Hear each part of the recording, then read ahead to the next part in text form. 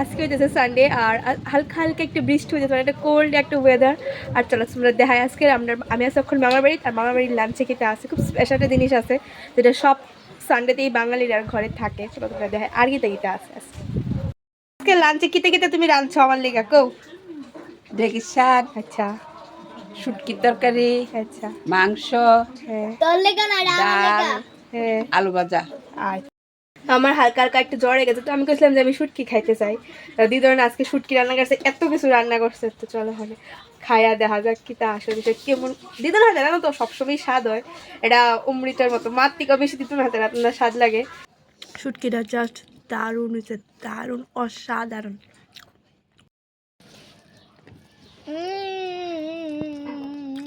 কেমন হয়েছে?